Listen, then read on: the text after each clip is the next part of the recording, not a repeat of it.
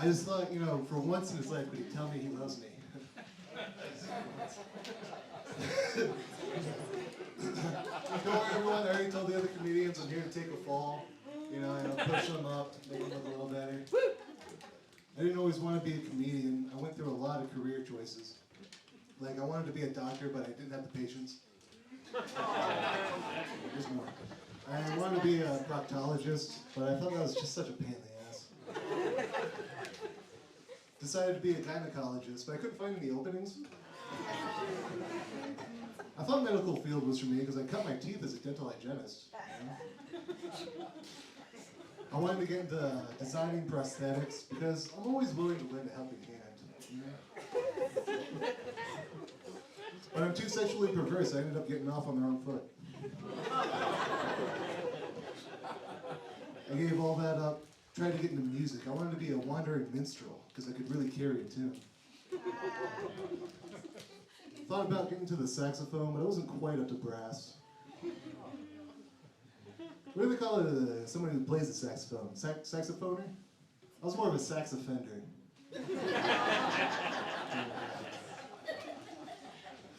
Tried to get work in a mortuary, but I couldn't drive the car more than once because I never rehearse.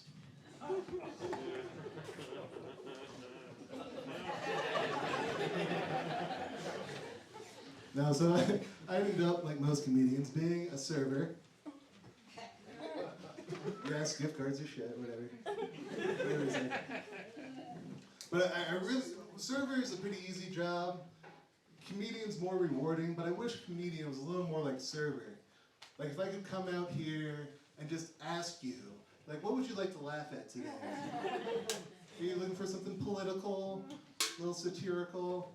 Just want to keep it easy with the one-liners? Let me get that right for you. And then I went into like another room, disappeared for 15 minutes, came back and played a recording of what some Mexican just told me back then. Service industry is great like that. Now, I worked as an Uber driver for a short time. That was sincerely rewarding.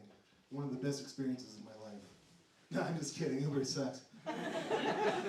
Well, the funny thing about Uber, if there is anything, is that they don't require anything of you other than a car and a driver's license. There's no training. There's no heads up. There's nothing like, hey, you're going to be interacting with real live human beings. Try to like smile or say something. Nothing like that. They just want you to drive the car. What they do train you in, they give you 1 2-hour-long video that teaches you to not rape your customers. I guess that somehow got to the top of the list for Uber training requirements. And so when you're staring at this video, 2 hours of local community theater people trying really hard to sell you on the idea that you're not supposed to rape the people in your car, you learn some very valuable things. Not only just don't rape them, step number 1, but also don't make them feel uncomfortable, like you're going to rape them in the future. They teach you things like, when you see their address pop up on your GPS, don't silently mutter it to yourself over and over again like you're trying to remember it. Apparently, this creeps people out. Don't ask things like what the police presence in their neighborhood is like. That's a red flag. Don't ask things like if their apartment community is very involved with their neighbors. That also sends off the wrong idea.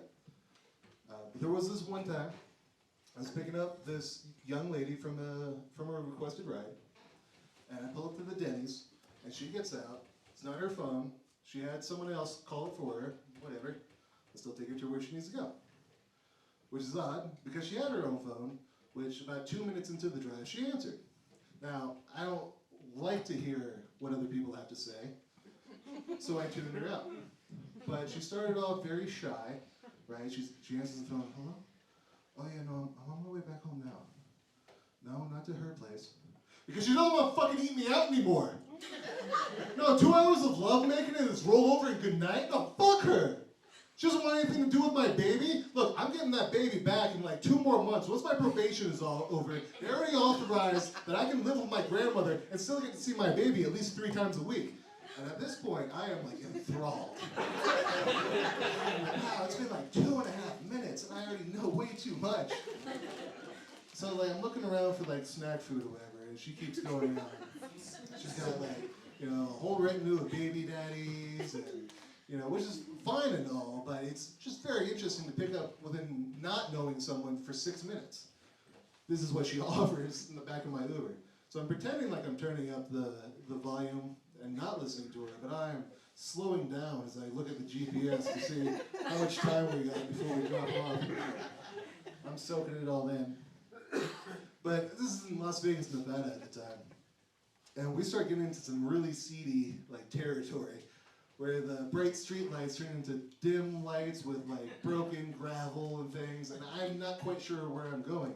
So I'm looking down the GPS like 5491 Sawmill, 5491 Sawmill. Like, do you live out here? Okay.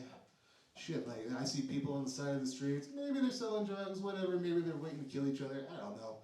But I'm an Uber driver, so I'm kind of like a little scared. And I'm like, man, dude, what are the police like around here? Do they even ever come by? Oh, man. I pull up to her apartment, and there isn't like embossed lettering that tells me where I'm at. There's a piece of plywood with spray paint on it. And it says like 5 something something something. And I'm like, is this your apartment? It looks so old. Like, do you get any sleep here? Does the sound just like travel through all the walls and stuff? It's like easy to hear what your neighbors are up to. And then she got out of the car. And I didn't rape her because I took my training, okay? I was like, Jesus. Thank you, everyone. I'm Jessie Leigh.